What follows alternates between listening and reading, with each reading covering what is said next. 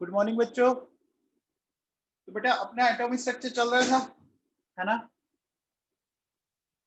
Atomic structure में हमने बच्चों क्या किया था, इलेक्ट्रॉनिक कॉन्फ़िगरेशन चल रहा था, है ना बेटा। तो हमने इलेक्ट्रॉनिक कॉन्फ़िगरेशन में ऑफ बोर रूल और n+l रूल और n+l रूल के अकॉर्डिंग अपन ने कॉन्फ़िगरेशन लिखना है। ये n+l रूल समझ में आ गया बच्चों? बताया था आपको कैसे लिखना है इसको, बोलो। ये क्लियर है बच्चों? S S P S P S D P S D P S F D P S याद आ गया? ठीक है, चलिए अब देखो बेटा सुनो, आज अपन है ना कुछ कॉन्फ़िगरेशन लिखते हैं, है ना, और उन कॉन्फ़िगरेशन के बेसिस पे कुछ और पॉइंट समझने की कोशिश करेंगे। चलिए देखिए बेटा सुनो, हमने हाइड्रोजन इस तरह से चलते हैं बेटा।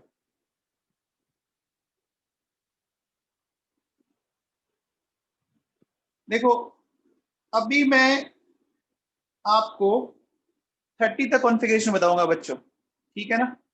उसके बाद जो पूरी पीरियोडिक टेबल के कॉन्फ़िगरेशन है वो अपन पीरियोडिक टेबल में पढ़ेंगे, जो अपना नेक्स्ट चैप्टर होगा, है ना बेटा। तो देखो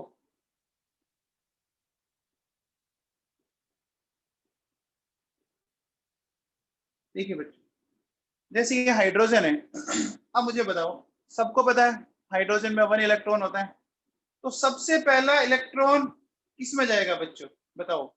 1s में जाएगा ना, है ना बेटा, 1s में जाएगा। तो हम इसको क्या लिखेंगे, हम इसको लिखेंगे बेटा, देखो 1s1, इसको क्या लिखेंगे 1s2, सिंपल सी बात है। अब लिथियम में अगर 3 इलेक्ट्रॉन है तो क्या लिखोगे 1s2 2s1, ये लिखोगे बच्चों, बोलो। अब एक चीज और बताओ बच्चों, क्या मैं लिथियम के कॉन्फ़िगरेशन को ऐसा भी लिख सकता हूँ क्या बच्चों 2s1, बोलो बच्चों, क्यों? क्योंकि देखो बेटा, ये जो 1s2 कॉन्फ़िगरेशन है वो किसके इक्वल है, वो किसका कॉन्फ़िगरेशन इंडिकेट कर रहा है आपको, हीलियम का ना। समझ में आ गया? बोलो बच्चों। आ गया बच्चों? अब देखो सुनो, पहली बात आपको पता होनी चाहिए क्या, कि देखो बेटा हमें करना क्या होता है,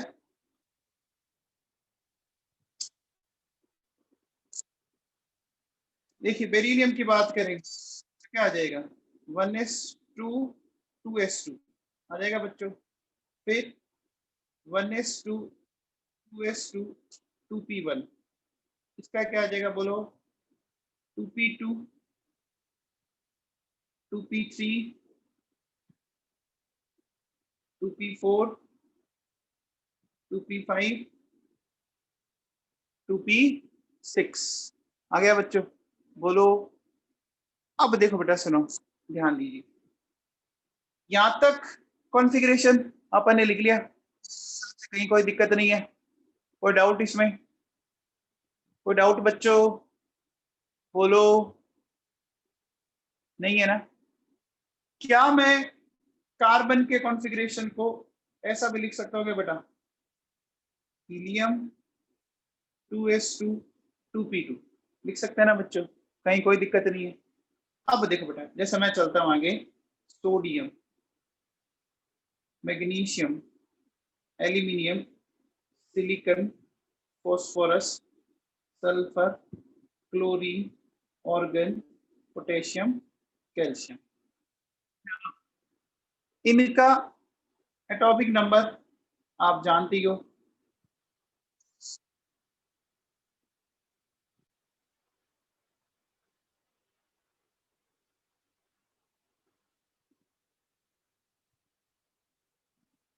ठीक है बेटा, अब देखो बेटा सोडियम का कॉन्फ़िगरेशन अपन कैसे लिखेंगे, देखो 2s2 2p6 3s1 ऐसे लिखेंगे बच्चों। क्या मैं इसके कॉन्फ़िगरेशन को ऐसा भी लिख सकता हूँ क्या बच्चों, बताओ, नियोन 3s1 लिख सकता हूँ क्या? बोलो बच्चों, लिख सकते हैं ना नियॉन 3s1? क्यों लिख सकते हैं? क्योंकि देखो बेटा, नियॉन तक का कॉन्फ़िगरेशन क्या है हमारा? 1s2 2s2 2p6। तो इस कॉन्फ़िगरेशन को अपन क्या लिख सकते हैं? Neon 3s1। अब देखो बेटा सुनो, मैग्नीशियम को क्या लिख सकते हैं बच्चों? Neon 3s2। इसको क्या लिख सकते हैं? नियॉन 3s2 3p1, फिर 3p2, है ना, 3p3, 3p4, 3p5, 3p6। आ गया बच्चों? अब मुझे बताओ, अब मैं इसका क्या लिखूंगा? 1s2 2s2 2p6 3s2 3p6 4s1। ये बोल सकते हैं क्या? अब बताइए, इस पूरे की जगह मैं क्या लिख सकता हूं बताओ? इस पूरे की जगह ऑर्गन लिख सकते हैं बच्चों? बोलो। तो कैल्शियम का क्या आ जाएगा बताओ? Organ 4s2। इतना सबको समझ में आया?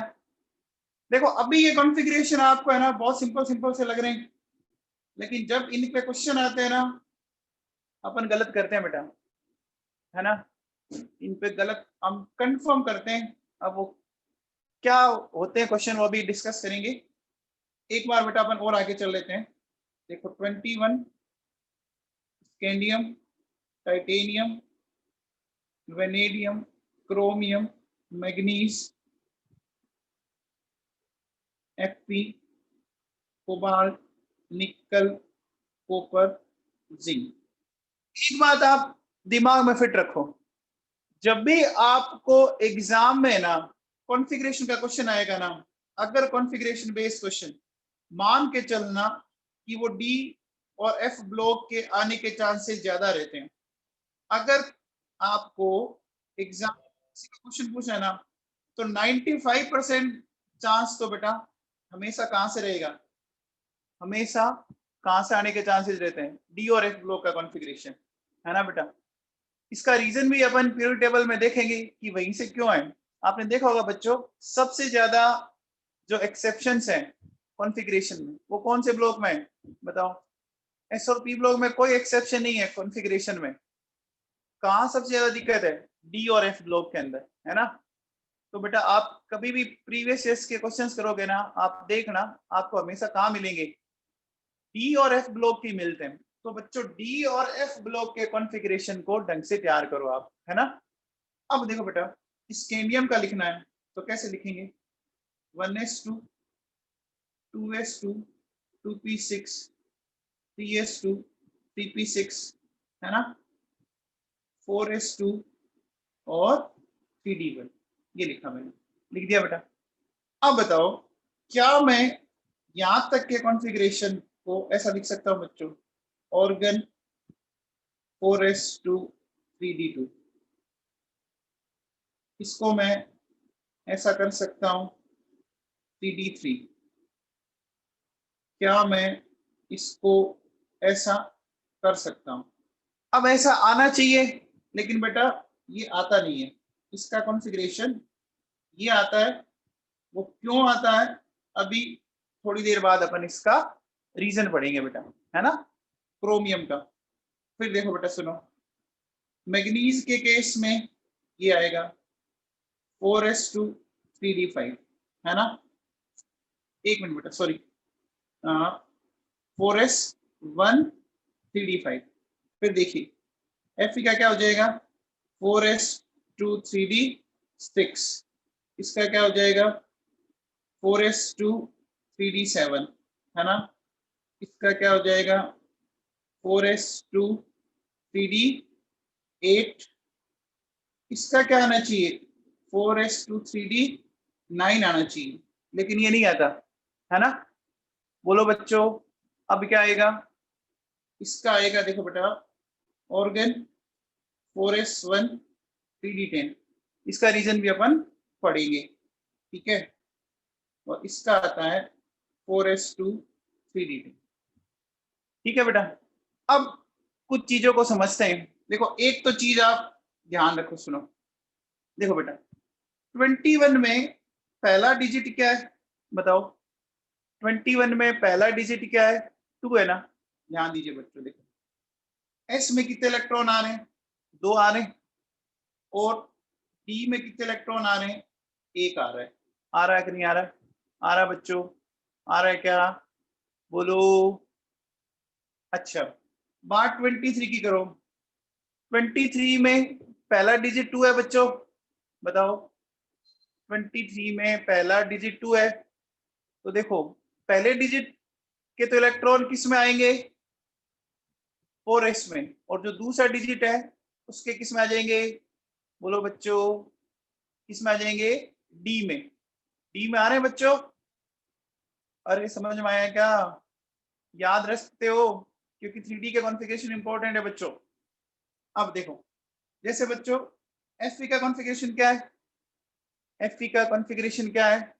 बोलो बच्चों। 26 है। पहला डिजिट बताओ, पहला डिजिट बताओ। 2। देखो 4s में आया, ठीक है। और दूसरा डिजिट जो 6 है वो किस में आया? 3D में आया। तो ये बात समझ में आई बच्चों? ये बात समझ में आई? बोलो। अरे बच्चों समझ में आया क्या? अब देखो, अब जो कुछ चीजें, देखो कॉन्फ़िगरेशन लिखना कोई बहुत बड़ा मुद्दा नहीं है, सबको आता है लिखना। आई थिंक 99% बच्चों को कॉन्फ़िगरेशन लिखना आता है। इसमें से कुछ चीजें समझाता हूं बेटा, ध्यान से सुनना आप, ढंग से।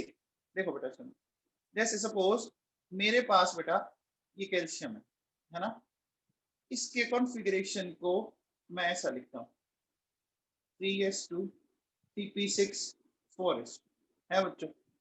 अब ध्यान देना थोड़ा सा। देखो बेटा ये 4 है, ये 3 है, ये 2 है, और ये 1 है बच्चों। तो मुझे एक बात बताओ बेटा, सबसे आउटर मोस्ट कौन सा होगा? देखो 1 2 3 4, आउटर मोस्ट 4 हुआ ना बच्चों, बताओ, है ना। तो देखो अगर आउटर मोस्ट को मैं n बोलूं, तो इससे ठीक पहले वाले को क्या बोलेंगे बच्चों? n-1। भाई 4 है तो 3 लाना है, तो n है तो n-1 करेंगे, श्योर। बताओ n-2 ऐसे करेंगे बच्चों। क्या ये बात समझ में आई? बोलो बच्चों। अब देखो बेटा सुनो, ये हो गया n, ये हो गया n-1, ये हो गया n-2, और ये हो गया n-3। क्या ये समझ में आया मैंने कैसे किया? बोलो बच्चों। n-1, n-2, n-3 सबको क्लियर है बच्चों? सबको ठीक है बच्चों। अब देखो बेटा सुनो, अपन n को क्या बोलते हैं? थोड़ा सा ध्यान देना बेटा। इसको बेटा क्या बोलते हैं? इसको बोलते हैं outermost, outermost shell बोलते हैं, या इसको वैलेंसी सेल बोलते हैं, या इसको अल्टीमेट ऑर्बिट बोलते हैं बच्चों।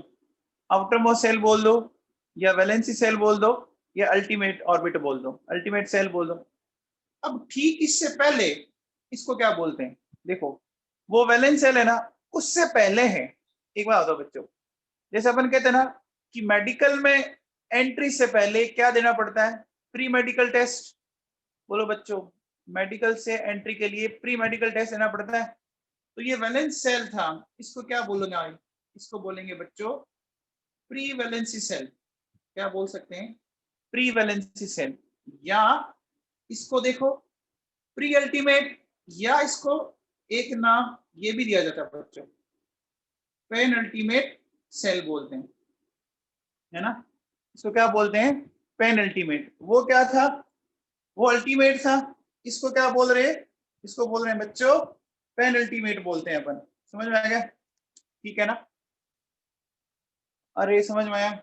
इसको देखो, इसको क्या बोल सकते हैं अपन? इसको अपन बोल सकते हैं प्री प्री, वैलेंसी सेल, है ना, या क्या बोल सकते हैं, प्री पेन अल्टीमेट सेल। समझ में आ गया? बोलो बच्चों, ये वर्ड काम के हैं बच्चों, पेन अल्टीमेट, है ना, और प्री पेन अल्टीमेट, ये समझ में आ गया बच्चों? बोलो आगे क्या सबको?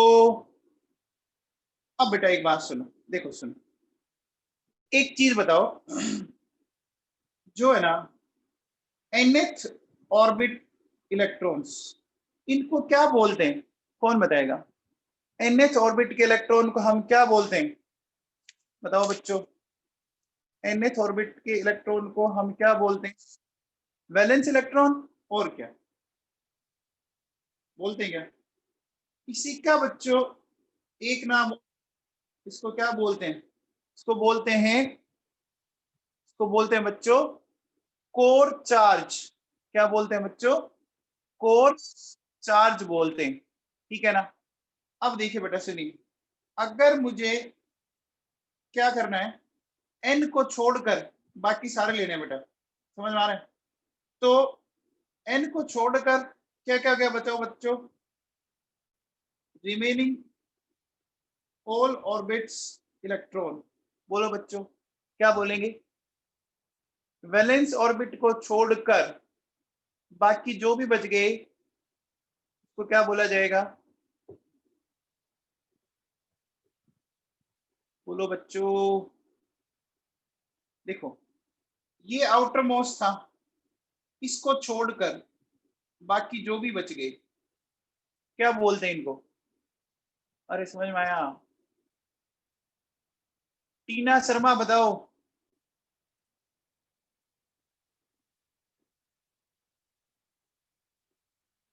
टीना शर्मा बताओ।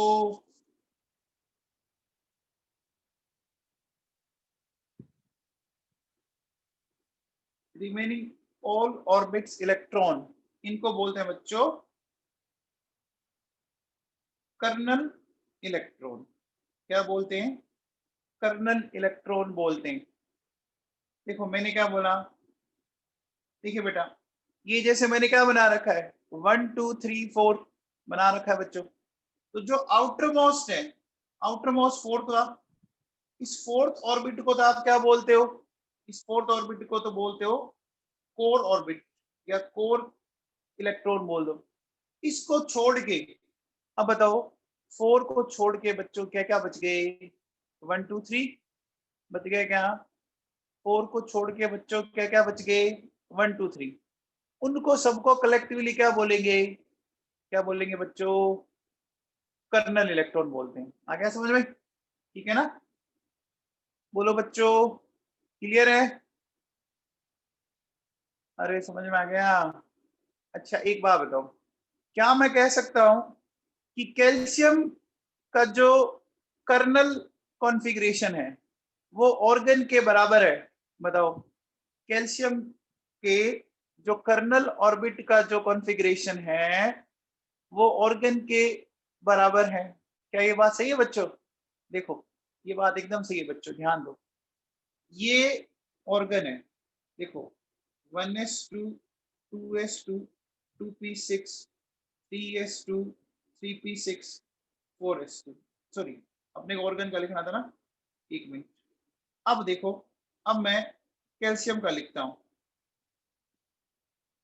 1s2 2s2 2p6 3s2 3p6 4s2।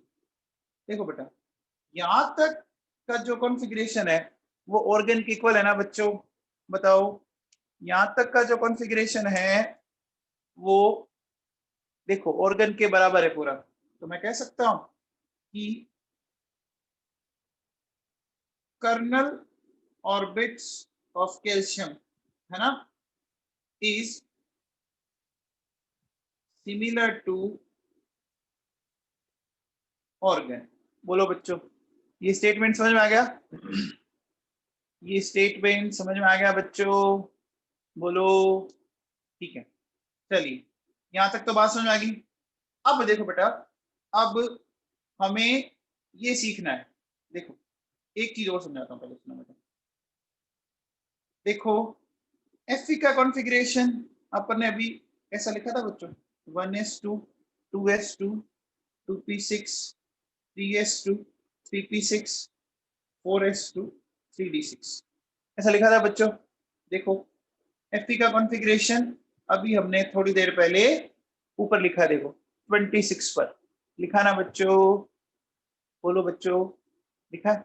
अब देखो इसको लिखने के और क्या तरीके हो सकते हैं। देखो 1s2 2s2 2p6 3s2 3p6 3d6 4s2 हो गया बच्चों। अब देखो मैंने क्या किया बच्चों, सेम जो प्रिंसिपल क्वांटम नंबर है उनको मैंने एक साथ लिख दिया, है ना, उनको मैंने एक साथ लिख दिया, 3 वालों के साथ, 2 वालों के साथ, 1 वालों के साथ। समझ में आ गया क्या? बोलो बच्चों, बोलो। अच्छा, इसको अपन ऐसा भी लिख सकते हैं, देखो बेटा कैसे, देखो 1s2 इसको मैं ऐसा भी लिख देता हूं, 2s2 2p6। अब देखो बेटा मैं क्या कर रहा हूं, ध्यान से सुनना, 2s2 p6। तो मैंने क्या किया, 2s2 2p6 में बच्चों 2 कॉमन है ना, तो कॉमन है तो कॉमन को बाहर ले लिया मैंने, ऐसा लिख सकता हूं। तो बच्चों बताओ इसको क्या लिख सकते हैं अपन, 3s2 p6 d10 लिख सकते हैं। फिर क्या हो जाएगा बच्चों, 4s2 ऐसा लिख सकते हैं। बोलो बच्चों, अरे समझ में आया, 3s2 3p6 3d6, इसमें 3 कॉमन लेके मैंने लिख दिया, ठीक है। अच्छा ये बात समझ में आ गई। अच्छा सॉरी d10 हो गया क्या, एक मिनट d10 नहीं है d6 है, गलती से लिख दिया।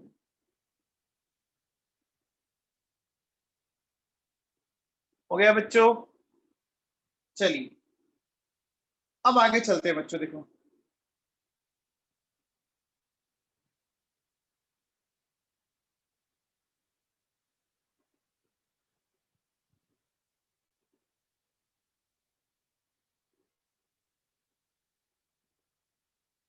अब ये चलते हैं बेटा, stability of half filled and complete field orbits. ठीक है बच्चों, half filled and complete field orbits की स्टेबिलिटी समझना, ये बड़ा काम का कंसेप्ट है, बहुत काम आएगा आपके। देखो बच्चों बताओ, अगर मैं पी की बात करूं तो देखो बेटा, पी में टोटल कितने इलेक्ट्रॉन आते हैं, 6 आते हैं, तो हाफ 3 हो गई। तो देखो बेटा सुनो, ये तो हो गया कंप्लीट फिल्ड और ये हो गया हाफ फिल्ड। फिर डी की बात करें, D10 D5,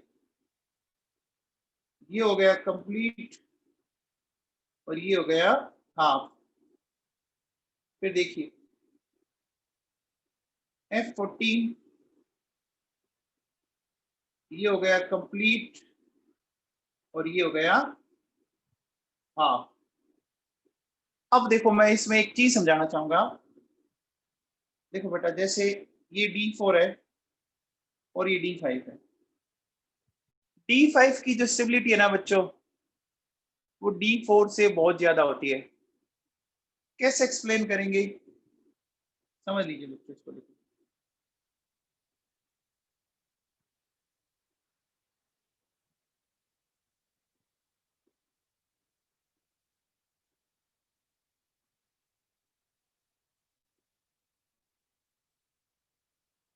देखो बेटा, ये मैंने लिखा, ये कॉन्फ़िगरेशन है D4 और ये कॉन्फ़िगरेशन है D5।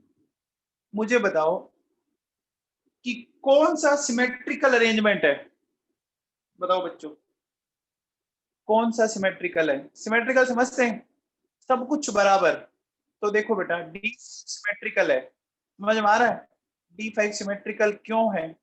आप ऐसे सोचो कि आपके पास 5 ट्रॉफी है बच्चों और आपके सामने 5 बच्चे खड़े हैं, तो सिमेट्री क्या होगी कि हर एक को एक एक ट्रॉफी देगा आप। बोलो बच्चों, अगर आपने हर एक बच्चे को एक एक ट्रॉफी दे दी तो ये सिमेट्रिकल है। और मान लीजिए आपने 4 बच्चों को दिया और एक को नहीं दिया, तो वो क्या हो गया बच्चों बताओ? अनसिमेट्रिकल हो गया ना। अब बताओ कौन सा सिस्टम ज्यादा स्टेबल है? आपने सारे बच्चों को एक एक ट्रॉफी दी वो वाला, या 4 को दी और एक को नहीं दी? कौन सा ज्यादा स्टेबल है? सिंपल सी बात है ना, सारों को दो आप, ताकि बच्चा कोई भी नाराज ना हो। सिमेट्री हमेशा स्टेबल होती है। तो देखो बेटा सुनो, ये कैसा है? ये है अनसिमेट्रिकल और ये है सिमेट्रिकल, है कि नहीं है बच्चों? अनसिमेट्रिकल और सिमेट्रिकल, क्लियर हुई बात? बोलो बच्चों, अनसिमेट्रिकल एंड सिमेट्रिकल। तो कौन सा सिस्टम हमेशा ज्यादा स्टेबल होता है? कौन सा सिस्टम? सिमेट्रिकल। चलो ये तो बात होगी। अब मुझे बताओ बच्चों, अगर सेम एनर्जी लेवल पर कोई भी 2 पार्टिकल हो तो आपस में पोजीशन चेंज कर सकते हैं? सोचो, जैसे मान लीजिए ये कोई एक गाड़ी में मान लिया आप जा रहे हो और ये कोई सीट है ना? तो मान लीजिए ये 3 बंदे बैठे हैं बच्चों। अब क्या कर सकता है ये बंदा? इसके साथ या इसके साथ अपनी पोजीशन एक्सचेंज कर सकता है ना? कर सकता है। मान लो बंदा ए जो था वो बी की जगह चला जाए और बी ए की जगह आ जाए, हो सकता है ना बच्चों? बंदा ए सी की जगह चला जाए और सी ए की जगह आ जाए, होता है ना बच्चों? आप जब ट्रेवल करते हो तो अपनी सेम एनर्जी लेवल पे अपन पोजीशन चेंज कर सकते हैं आराम से। बोलो। अब देखो बेटा, ऐसा कैसा इलेक्ट्रॉन कर सकता है मुझे बताओ बच्चों? ये मैं इसको बोल देता हूं, देखो capital A, capital B, capital C, capital D. A वाला जो इलेक्ट्रॉन है वो किस किस के साथ अपनी पोजीशन एक्सचेंज कर सकता है बताओ? बी सी डी, है ना? तो बताओ ए वाला किसके साथ कर सकता है? ए वाला कर सकता है बी सी एंड डी, यानी टोटल 3 एक्सचेंज। अब बताओ बी वाला किस किस के साथ बताओ? अब देखो, आप बोलोगे कि बी वाला भी ए सी डी के साथ, लेकिन ए का बी के साथ बोलो या बी का ए के साथ बोलो, ये पहले काउंट हो चुका है बच्चों। समझ में आ रहा है क्या? अरे ए का बी के साथ बोलो या बी का ए के साथ, एक ही तो बात है ना। राम श्याम का फ्रेंड है या श्याम राम का फ्रेंड है, एक ही तो बात होती है बच्चों। अलग होता है क्या कुछ? तो बताओ बी किस किस के साथ? सी और डी के साथ। तो कितने एक्सचेंज पॉसिबल है? 2 है। फिर देखो सी किसके साथ बोलो बच्चों? डी के साथ 1। और डी किसके साथ? कोई नहीं है इसके आगे बच्चों, है ना? तो क्या हो गया? 0 हो गया। कितने एक्सचेंज पॉसिबल हुए बताओ बच्चों? 6 हुए ना। टोटल एक्सचेंज कितने पॉसिबल हुए? 6 हुए। नहीं समझ में आए तो बहुत सिंपल सी बात है, आपको क्या करना है, इस ए के आगे देखो कितने, ए के आगे कितने लिखे हुए? 3 है, तो 3 लिख दिया। फिर इस बी के आगे कितने हैं बताओ? बी से आगे देखो 2 है। सी से आगे कितने हैं? 1 है। और डी के आगे कुछ नहीं है। कुछ नहीं है बच्चों, खाली है ना? ये बात समझ में आ गई? बोलो। तो इसी तरह से देखो बेटा, हाँ बताओ इसमें, बताओ फिर D5 में देखो इसके आगे 4 है ना, है कि नहीं है बच्चों? तो क्या क्या हो सकता है? देखो 4 हो सकता है, 3 हो सकता है, 2 हो सकता है, 1 हो सकता है, 0 हो सकता है। तो बताओ बच्चों टोटल कितने एक्सचेंज हुए? बोलो बच्चों टोटल कितने एक्सचेंज हुए? 10 हो गए ना? हो गए बच्चों? बोलो समझ में आया? आप मुझे बताओ जितना ज्यादा एक्सचेंज होगा एनर्जी उतनी कम होगी। जितना ज्यादा एक्सचेंज होगा बच्चों एनर्जी उतनी कम होगी, और एनर्जी जितनी कम होती है सिस्टम उतना ही स्टेबल होता है। समझ में आया बच्चों क्या बोल रहा हूं मैं? जितना ज्यादा एक्सचेंज उतनी आपकी एनर्जी डिक्रीज होगी, जितनी एनर्जी डिक्रीज होगी स्टेबिलिटी उतनी ज्यादा बढ़ेगी। क्लियर हुई बात? तो बताओ किसकी स्टेबिलिटी ज्यादा हुई एक्सचेंज एनर्जी के अकॉर्डिंग? D5 की हुई बच्चों। अब देखो आप चाहो तो ना ऐसे निकाल सकते हो, देखो नंबर ऑफ एक्सचेंज क्या n -1/2। ये n क्या है? n है देखो number of electrons having same spin, है ना? ऐसे इलेक्ट्रॉन जिनका स्पिन सिमिलर है। तो बताओ D4 में n की वैल्यू क्या होगी बच्चों? बताओ D4 में n की वैल्यू क्या हो गई? 4 होगी। तो बताओ यहां बताओ बच्चों नंबर ऑफ एक्सचेंज कितने आ गए? 4 4 -1/2 6 आ गई क्या? सोल्व कर लो। समझ आया बच्चों? इधर देखो 5 5 -1 ये हो गया बच्चों 10 आ गई। समझ में आया? बोलो बच्चों। अब देखो बेटा सुनो, अब अपन एक चीज और डिस्कस करते हैं।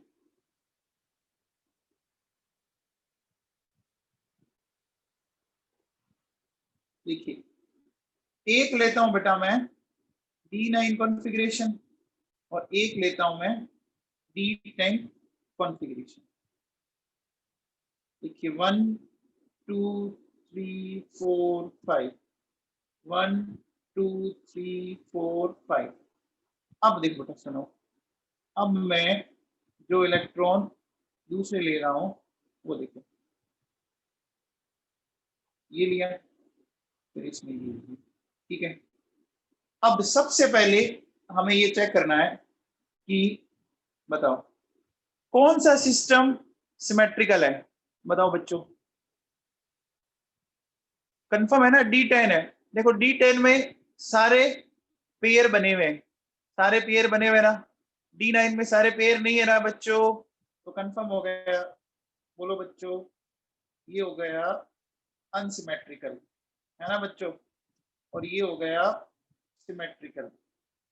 ये वाला सिस्टम है ना, आपने देखा होगा बच्चों डांडिया जब होते हैं तो वहां पे ना डांडिया वाले क्या लिखते हैं?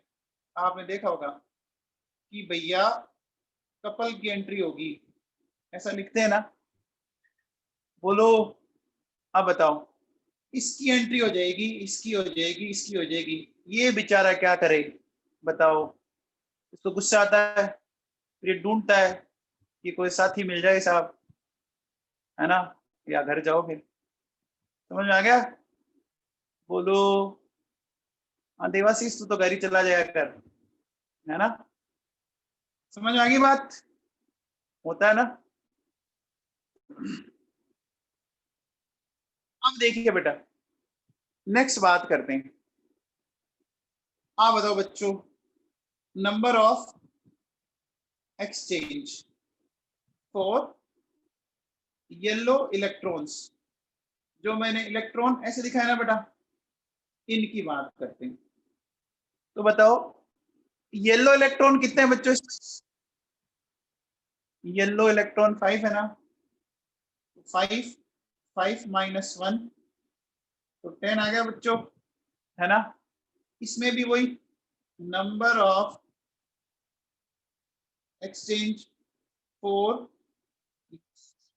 इलेक्ट्रॉन्स। बोलो बच्चों 5 5 -1/2 यानी 10 आ गई। इसका समझ में आ गया? अब देखो बेटा अब बात अपन इनकी कर लेते हैं। बताओ नंबर ऑफ एक्सचेंज फॉर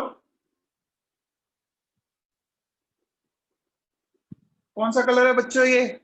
बताओ ये कौन सा कलर दिख रहा है आपको? अरे कलर तो बताओ। कलर कौन सा है ये?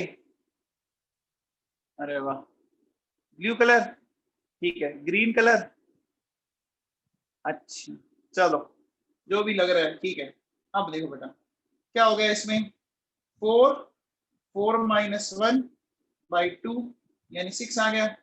और इधर बताओ number of exchange for green electrons 5 5 minus 1 by 2, तो बोलो यहाँ भी 10 आ गई। तो मुझे बताओ बच्चों, इधर टोटल एक्सचेंज कितने हुए? 16। और इधर कितने हुए? 20 हुए बच्चों। कहाँ ज्यादा एक्सचेंज हुए बच्चों, बताओ एक्सचेंज ज्यादा कहाँ हुए? D10 में हुए। और सिमेट्रिकल भी कौन था? सिमेट्रिकल भी कौन था बच्चों? D10 था। ये बात क्लियर हो गई? बोलो बच्चों, ये बात क्लियर हो गई क्या? तो देखो बेटा, अब समझ में आ गया? समझ में आ गया क्या? बोलो बच्चों, चलें लिखे आगे। देखो बेटा क्या कह रहे हैं, अपन क्या बोलेंगे, the electrons in various subshell can exchange their positions because electron in the same subcell have equal energy। बोलो बच्चों, ये पॉइंट समझ में आया? एक सब सेल में इलेक्ट्रॉन आपस में अपनी पोजीशन एक्सचेंज कर सकते हैं, क्यों? क्योंकि उनकी एनर्जी सिमिलर होती है। आ गया? अब देखो बेटा सुनो, the energy which is released during the exchange process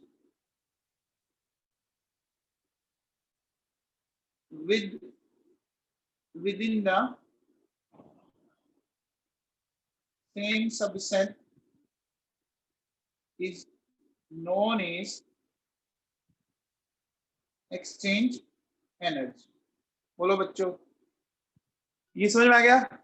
अब क्या बोलेंगे, stability directly proportional to exchange energy, और क्या कह सकते हो, नंबर ऑफ एक्सचेंज। बोलो बच्चों, ये बात समझ में आई? अरे ये बात समझ में आई क्या? क्लियर है? तो अब आओ बेटा वापस इस कॉन्फ़िगरेशन पे। देखो हमने बेटा जो क्रोमियम है ना, उसको थोड़ा सा सीखना। चलो मैं वापस नीचे लिख लेता हूँ, है ना। देखो क्रोमियम जो है उसका एटॉमिक नंबर है 24। तो हमने इसका कॉन्फ़िगरेशन ऐसे लिखा, देखो 3d4 4s2, है ना बच्चों। अभी D4 है ना बच्चों, बताओ अब क्या हो सकता है? यहां से अगर एक इलेक्ट्रॉन इधर शिफ्ट कर दूं तो बच्चों क्या हो गया बताओ, 3d5 4s1 हो गया क्या? हो गया बच्चों। अब बताओ ये कॉन्फ़िगरेशन स्टेबल हुआ कि नहीं हुआ? ये कॉन्फ़िगरेशन स्टेबल हो गया बच्चों। D4 से D5 चला गया ना? कंफर्म हुआ बच्चों? बोलो। ठीक है, चलिए अब बताओ, रीजन समझ में आ गया ना? अरे रीजन अभी ऊपर एक्सप्लेन किया मैंने। ठीक है, आगे देखिए बेटा सुनो, कॉपर की बात करें तो कॉपर में हमारे अकॉर्डिंग ये होना चाहिए ना बच्चों, D9 4s2। लेकिन अगर सोचो एक इलेक्ट्रॉन मैं इधर शिफ्ट कर दूं तो ये हो जाएगा कि नहीं हो जाएगा? तो बच्चों देखो, यहाँ तो ये किस कारण स्टेबल हुआ? हाफ फील्ड के कारण। और यहाँ किस कारण हुआ? कंप्लीट फील्ड के कारण। बोलो बच्चों, क्लियर है क्या? आ गया सबको समझ में? पक्का? अच्छा, एक ध्यान सुन मेरा, सुनना। एक बात बताओ, ये है बच्चों 2s2 2p2, ठीक है? कार्बन का कॉन्फ़िगरेशन होता है बच्चों ऐसा, है ना? तो ये ऐसा क्यों नहीं हो जाता 2s1 2p3, है ना? ये कॉन्फ़िगरेशन ऐसा हो जाए 2s1 2p3। टीना शर्मा बताओ, ये कॉन्फ़िगरेशन ऐसे क्यों नहीं होता? Very good Bhaskar.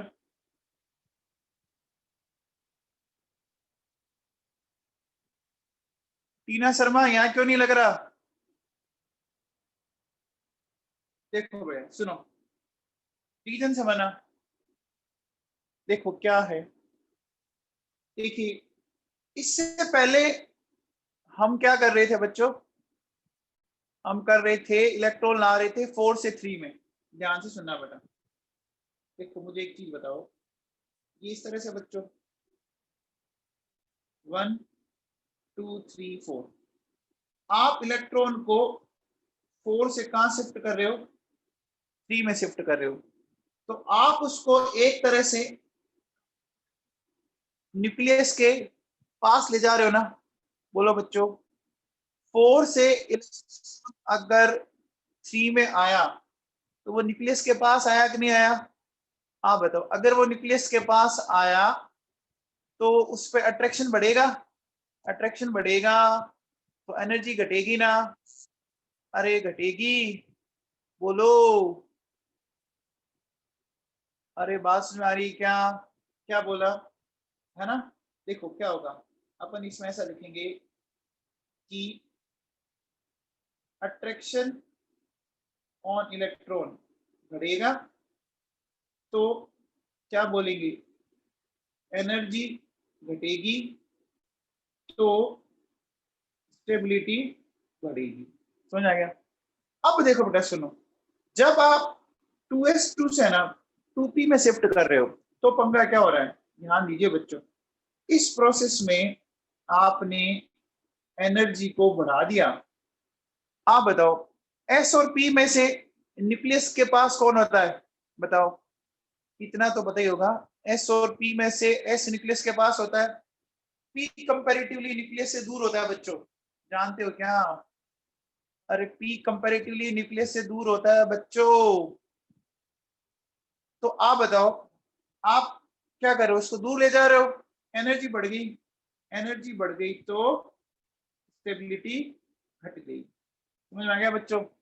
बोलो। तो अपन क्या बोलेंगे? इस कारण ये कभी भी ऑब्जर्व नहीं होता, है ना? देखिए ध्यान रखना, हाफ फील्ड कंप्लीट फील्ड तभी ऑब्जर्व होगा जब इलेक्ट्रॉन हायर एनर्जी लेवल से लोअर एनर्जी लेवल में आए। देखो 4 से 3, तो 4 से 3 एनर्जी लेवल अलग अलग है। या तो आप 2 और 2 में ट्रांसफर कर रहे हो, अरे सेम एनर्जी लेवल में नहीं करना। समझ में आया क्या मामला? बोलो बच्चों, ये बात क्लियर हुई क्या? बोलो, क्या बोलेंगे? देखो, अपन ऐसा बोल सकते हैं क्या कि हाफ फील्ड कंप्लीट फील्ड, ठीक है ना?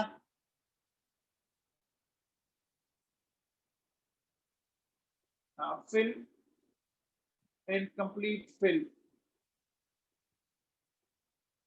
concept is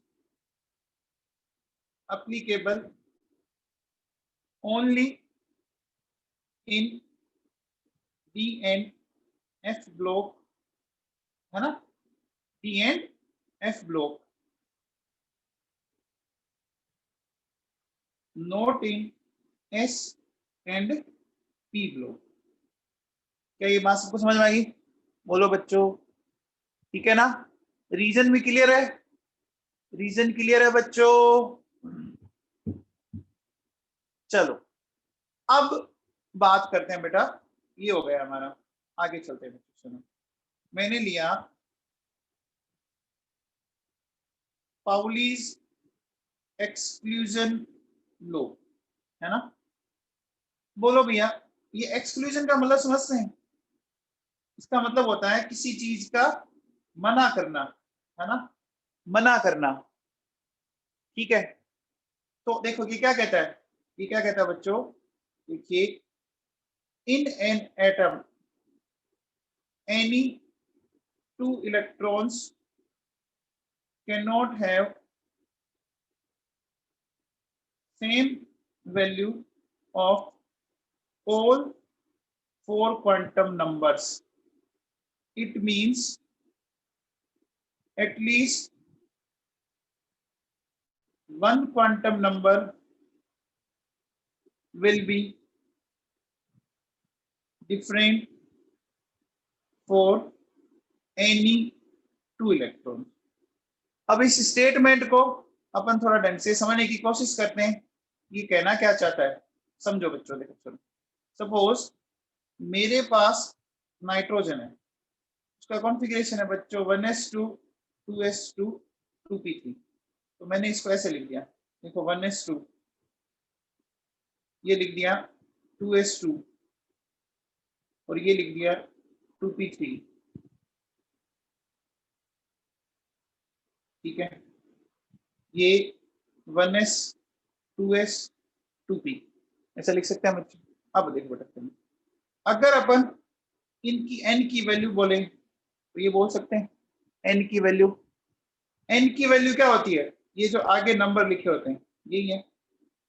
अब देखो बेटा, l की वैल्यू, l की वैल्यू, s के लिए l की वैल्यू 0, s के लिए l की वैल्यू 0 और p के लिए 1 है बच्चों।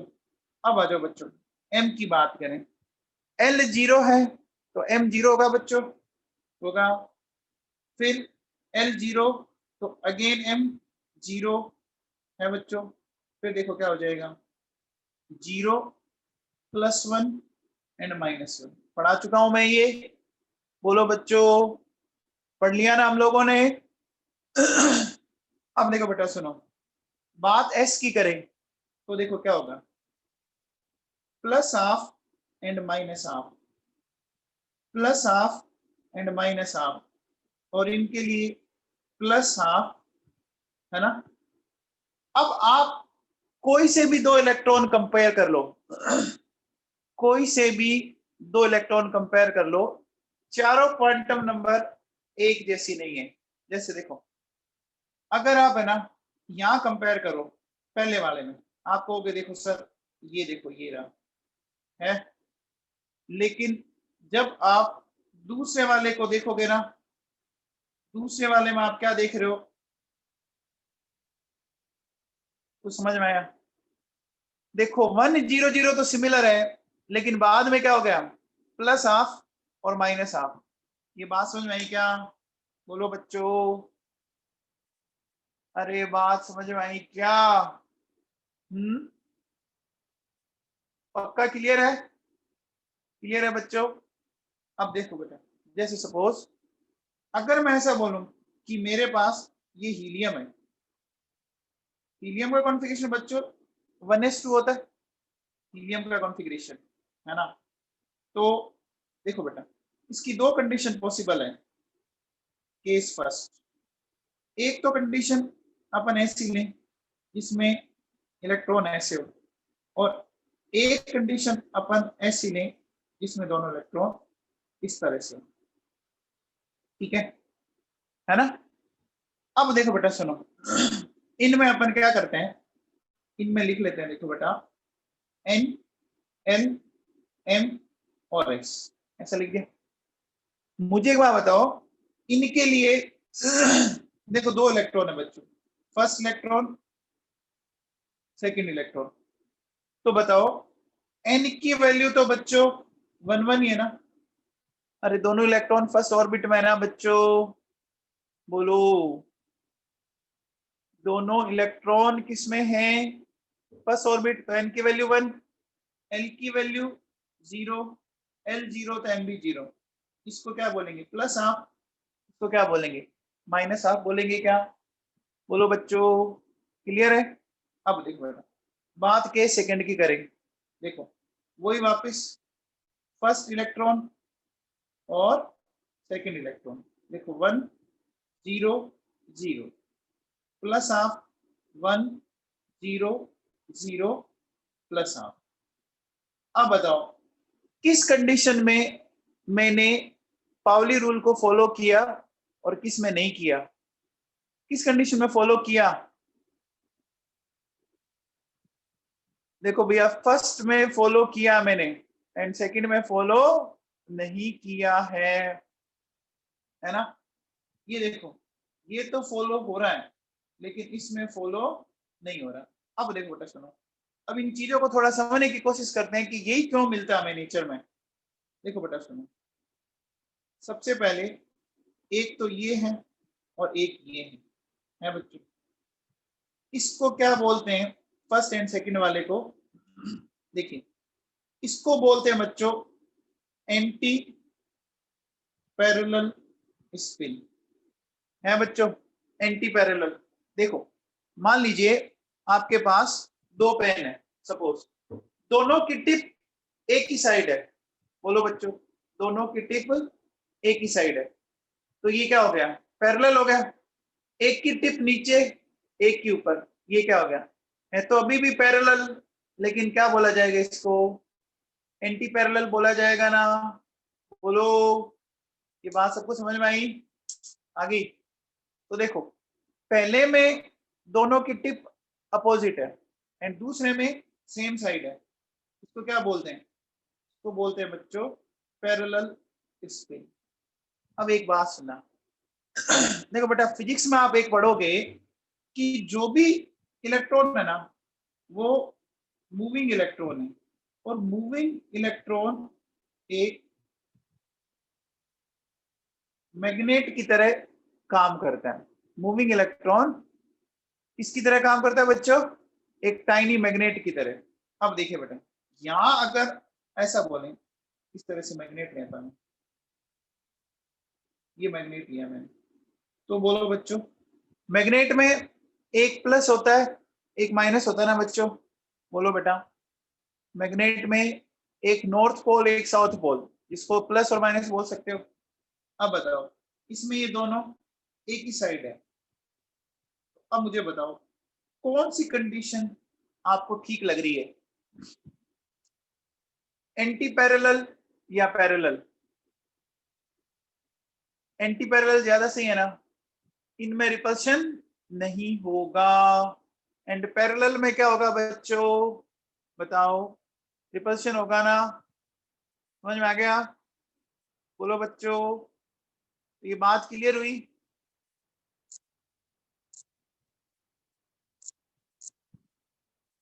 क्लियर है बच्चों? यही क्यों बोला? अब देखो बेटा सुनो, आप ये बताओ, जैसे एक क्वेश्चन है कि बेटा नाइट्रोजन का कॉन्फ़िगरेशन ये होता है 1s2 2s2 2p3। अब नाइट्रोजन का कॉन्फ़िगरेशन अपन ये कर दें, है ना? तो कौन सा रूल फॉलो नहीं होगा? बताओ बच्चों, नाइट्रोजन का कॉन्फ़िगरेशन अगर अपन 1s7 कर दें तो कौन सा रूल फॉलो नहीं होगा? चेक करो, देखो ये 1s7 है ना, मान लो आपने पहला इलेक्ट्रॉन ऐसा भरा, दूसरा ऐसा भरा, तीसरा ऐसा भरा, चौथा। अब बताओ, आप बताओ, अगर ये 1s7 है तो अब बताओ, कोई भी दो इलेक्ट्रॉन की चारों क्वांटम नंबर सिमिलर आ ही जाएंगे ना? आ जाएंगे ना? देखो इस इलेक्ट्रॉन को और इस इलेक्ट्रॉन को देखो बेटा, आ जाएगा ना? आ जाएगा बच्चों। अच्छा एक बात बताओ, हर चीज की कैपेसिटी होती है ना? बोलो बच्चों, कैपेसिटी समझते हैं? आप खाना खाते हो तो आपके पेट की कैपेसिटी है, 3 रोटी खा ली, 4 खा ली, 5 खा ली, कैपेसिटी होती है। क्लास लेने की भी कैपेसिटी है, 1 घंटे की, 1.5 घंटे की कैपेसिटी होती है बच्चों। आप मान लीजिए क्या कर रहे हो, खेल रहे हो, एक कैपेसिटी होती है ना हर चीज की, बोलो कैपेसिटी होती है। तो मुझे एक चीज बताओ, हर ऑर्बिट की भी तो एक कैपेसिटी होगी ना, उस कैपेसिटी से ज्यादा जब अपन उसमें कोई भी चीज या कोई भी इलेक्ट्रॉन डालेंगे तो वो सिस्टम क्या हो जाएगा बच्चों? अरे सिस्टम क्या हो जाएगा? अनस्टेबल। ये बात सुनाई भाई। जैसे अपन कहते हैं कि मान लो एक क्लास 1 घंटे की, 1.5 घंटे की लगी, ओके, कंटिन्यू अगर 4 घंटे पढ़ाया जाए तो दिमाग में कुछ जाएगा क्या? कुछ नहीं जाएगा बेटा, है ना? समझ में आ रहा है? बोलो आगे बात सुने। तो एस जो सब ऑर्बिट है ना, उसकी कैपेसिटी कितनी है? 2 इलेक्ट्रॉन की है। अगर आपने 7 इलेक्ट्रॉन भर दिया तो आप नेचर के अगेंस्ट बात कर रहे हो, है ना? इसका मतलब अपन क्या बोलेंगे?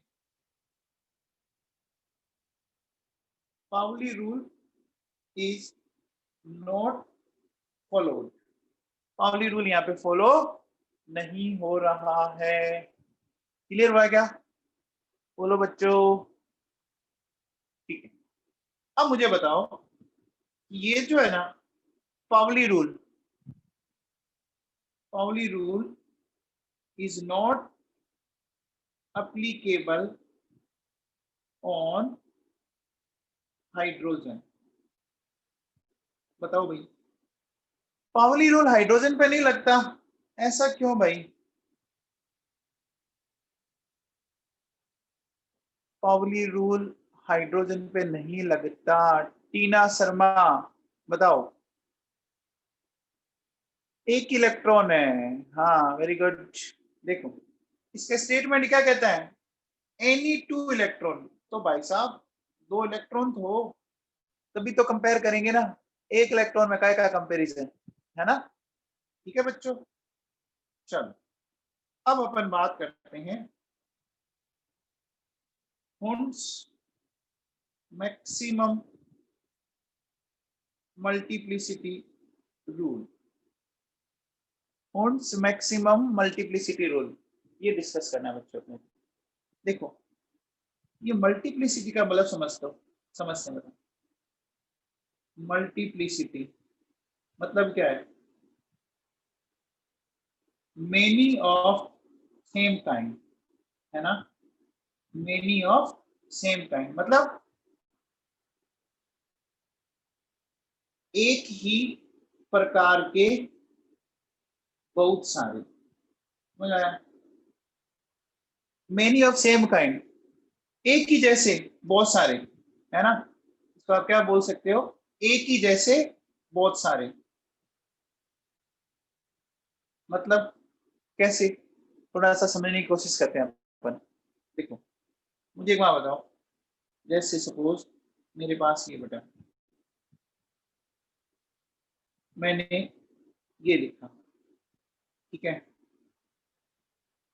फिर मैंने ये लिखा, फिर मैंने ये लिखा, फिर मैंने ये लिखा। आप बताओ मेनी ऑफ सेम काइंड समझ में आ रहा है? एक बात बताओ, देखो बेटा सुनो, थोड़ा सा ध्यान से सुनना। मान लो एक बहुत बड़ी भीड़ है, ठीक है ना? अगर पूरी भीड़ का एक ही मोटिव है तो हो सकता है कि जिस मोटिव से वो वहां खड़े हैं वो अपना टारगेट अचीव। अब मान लीजिए उस भीड़ में से, है ना, कुछ लोगों का मोटिव अलग है, कुछ का और अलग है। तो जब भीड़ में खुद में ही यूनिटी नहीं है तो क्या वो भीड़ कुछ पा पाएगी? बोलो बच्चों। अरे समझ में आ रहा है? आप किसी चीज को सोच रहे हो, आपके घर की बात करते हैं, मान लो घर में 10 मेंबर है, ठीक है, 10 में से 2 कुछ अलग सोच रहे हैं, 2 कुछ और सोच रहे हैं, अलग अलग सोच रहे हैं, तो क्या वो काम हो पाएगा बच्चों? बोलो। सबकी थिंकिंग क्या होनी चाहिए? बोलो बच्चों।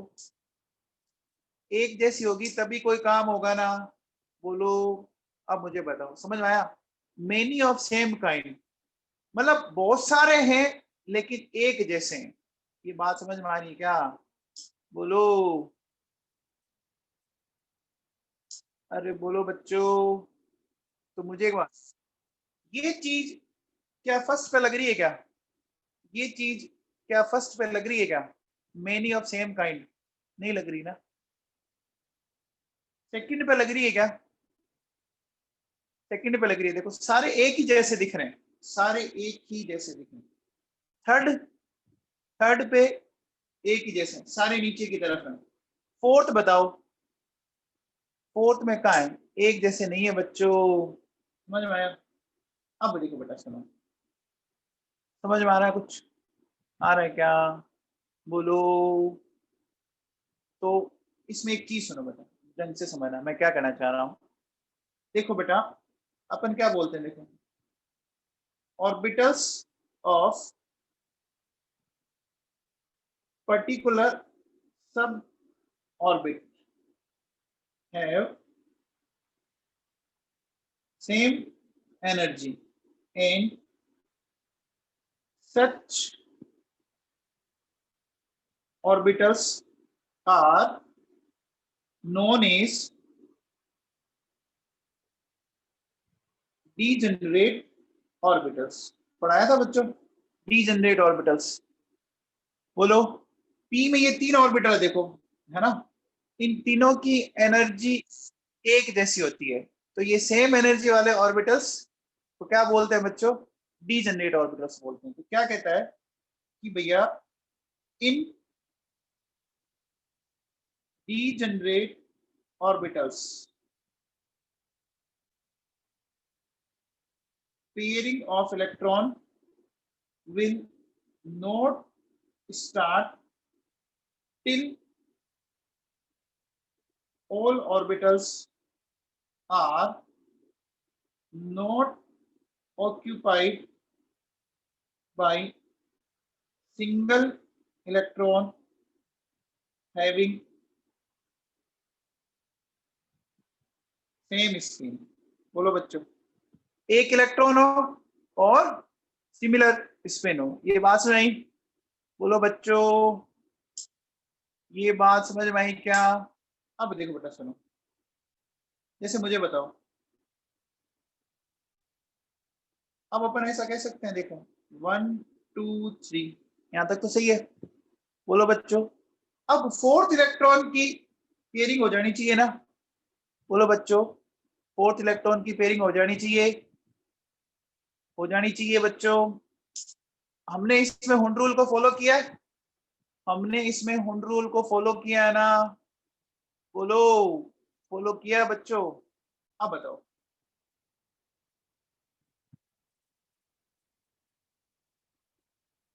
आप बताओ, इसमें मैंने किस रूल को फॉलो किया और किसको नहीं फॉलो किया?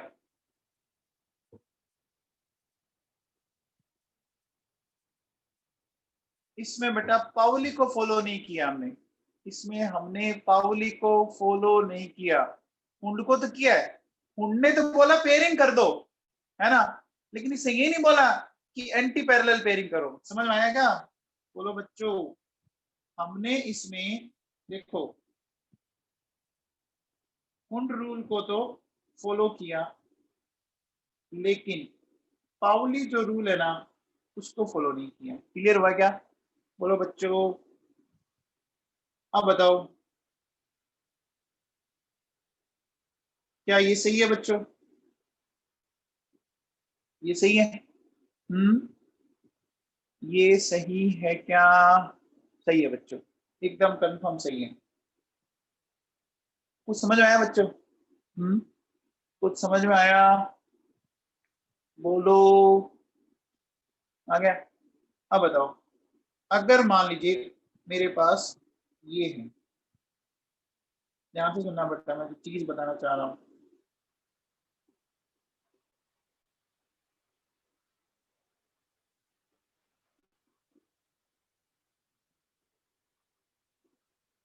बताओ, अगर ये कॉन्फ़िगरेशन ग्राउंड स्टेट में है, तो मैंने किस रूल को फॉलो नहीं किया?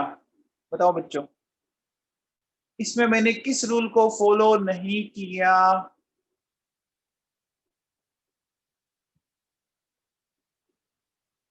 तो समझ के बताओ। अपन ने ऑफ बो को फॉलो किया क्या? अपन ने इसमें ऑफ बो रूल को फॉलो किया है क्या? अरे ऑफ बो को फॉलो किया है क्या बच्चों? नहीं किया ना भाई मेरे। ऑफ बो क्या कहता था कि पहले एनर्जी के अकॉर्डिंग भरना है। ये देखो हमने कल क्या लिखा था ऑफ बो में, पढ़ो एक बार वापस। देखो ये पढ़ा। According to this rule, electron enters in various suborbit on the basis of energy level. Very good, Darsika Goswami beta. Electron will enter first in that suborbit which has least energy, and when it is occupied completely, then electron will enter in next higher energy level. है ना बच्चों? तो देखो हमने क्या इसमें देखो क्या पंगा किया, 2s भरा ही नहीं और पहले ही कहां पहुंच गए, 2s भरा नहीं और हम इलेक्ट्रॉन को कहां ले गए? बोलो बच्चों, 2p में ना। तो मैंने यहां पर, बोलो बच्चों,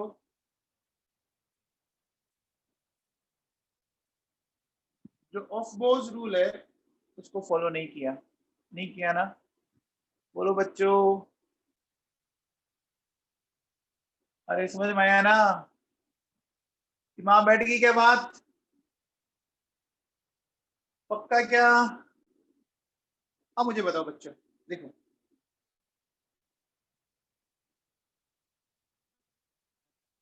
pairing of electron will start, है ना? देखो बच्चों, एस ऑर्बिट में, सॉरी एस ऑर्बिट क्या, सब ऑर्बिट,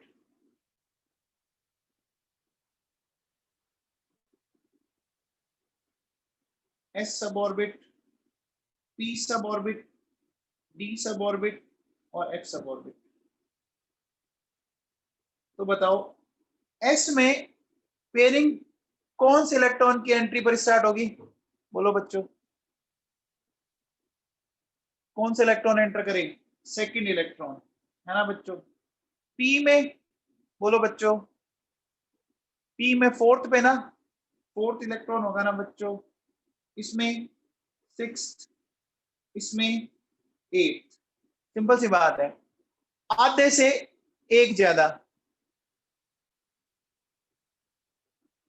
कशिश गर्ग बोल सकते हैं बेटा, n प्लस एल एनर्जी को डिसाइड करता है, कह सकते हैं बेटा।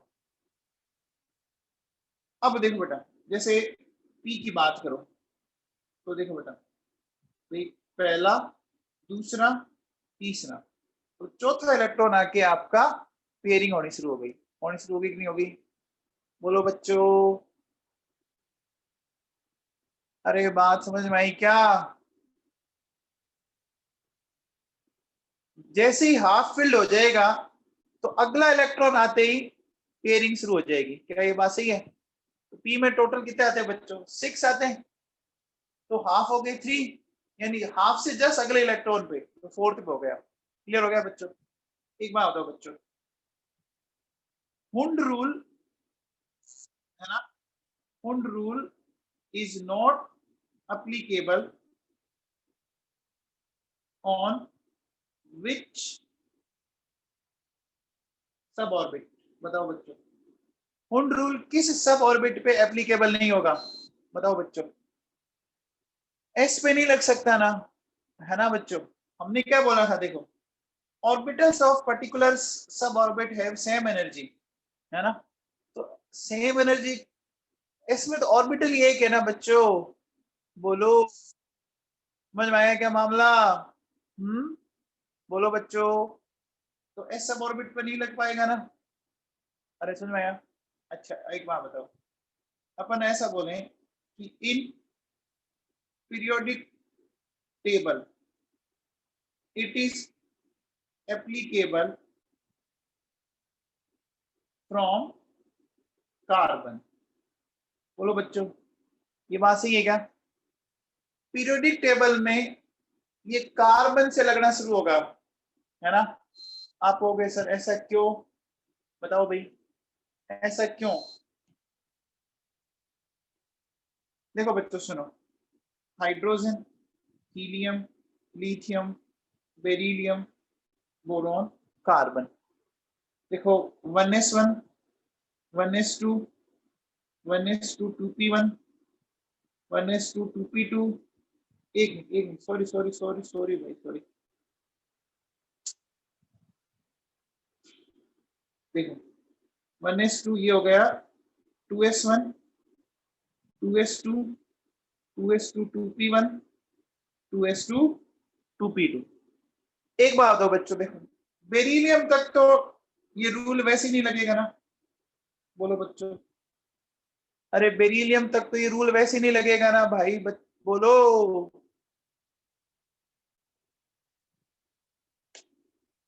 क्यों नहीं लगेगा? बताओ बेरिलियम तक क्यों नहीं लगेगा? सिर्फ एस ऑर्बिटल है, देखो बच्चों सिर्फ एस है ना बच्चों? समझ में आया?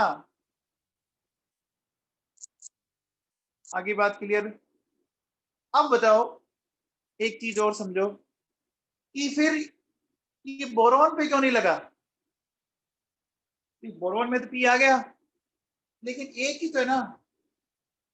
अरे एक ही तो है, एक पे कैसे लगाएंगे, है ना? लेकिन जैसे ही हम दूसरा इलेक्ट्रॉन आ, तो अब हमें रूल रेगुलेशन के अकॉर्डिंग चलना पड़ेगा। समझ में आ गया बच्चों? बोलो, ये बात क्लियर होगी? आगे बात समझो बच्चों, बोलो बेटा।